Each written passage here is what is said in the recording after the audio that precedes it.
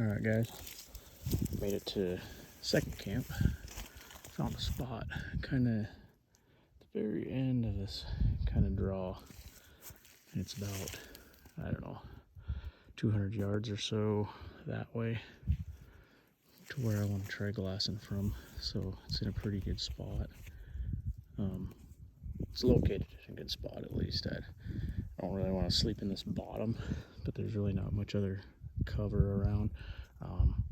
All around us, just a big flat field. So we're kind of down in a depression. So it's fairly flat and level. This big tree here, this dead tree was actually laid, kind of laying right here when I got here. So I got it all pulled over out of the way, and I'm going to string my ridge line up from this stump to that tree there. Kind of do kind of a modified A-frame where I nail the ends down because we might be getting rain. So I'll show you what that looks like when I get it set up. Alright guys, got my shelter set up. It's kind of a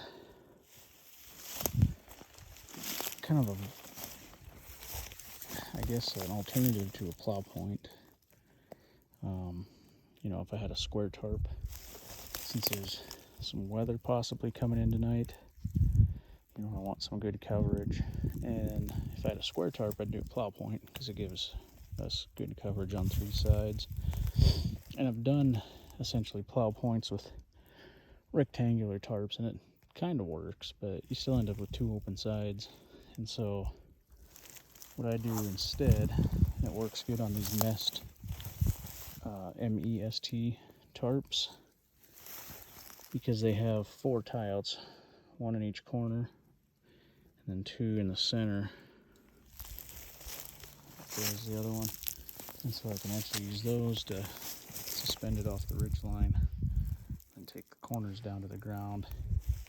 And then I put a stake in every other, in every loop around the perimeter to lock it down. And I had to make a few stakes because I only carry 4 with me normally, but not a big deal. Got plenty of wood.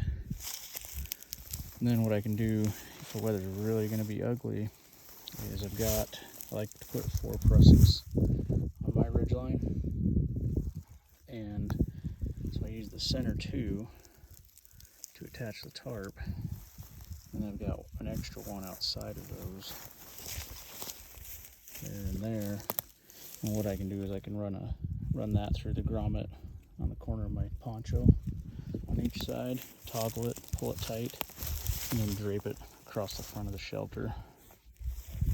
And it actually works really slick. You know, it's not super roomy inside, but there's still enough room for me. I'm 5'8", and there's enough room for me to sleep and to stick all my gear back in there. And I'll usually take a trekking pole and use it to kind of prop up the center to give me a little more headroom. But if the weather's going to be crappy, I'm not too worried about it.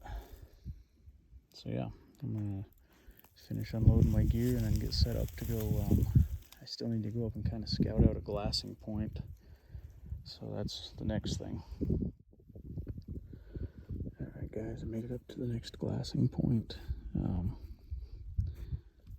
Didn't even have a chance to get sat down, and a doe and a fawn jumped out of that cluster of junipers down there, and I'd almost bet they're the same doe and fawn that I'd seen last night. We're almost straight east of where I saw that buck this morning. So I'm going to keep an eye on that direction as well.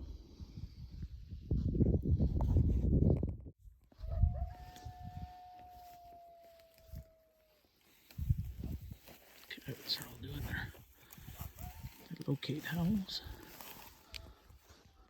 Now that the sun's going down.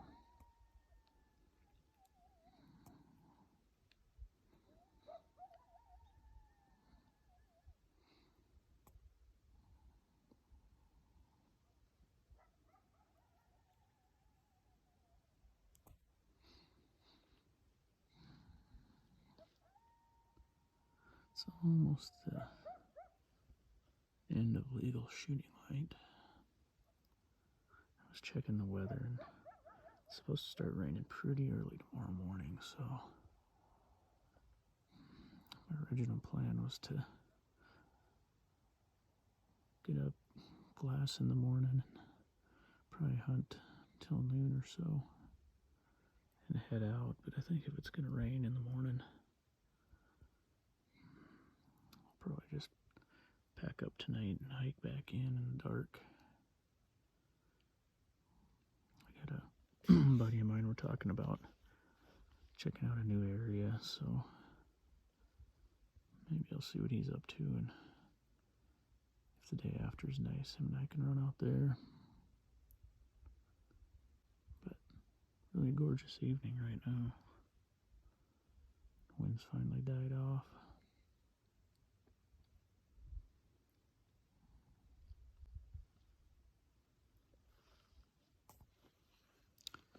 But yeah, if you watched this whole video, I appreciate it. I'm just getting started doing this, and thought this would be a little more interesting than the normal blog post. So thanks for watching.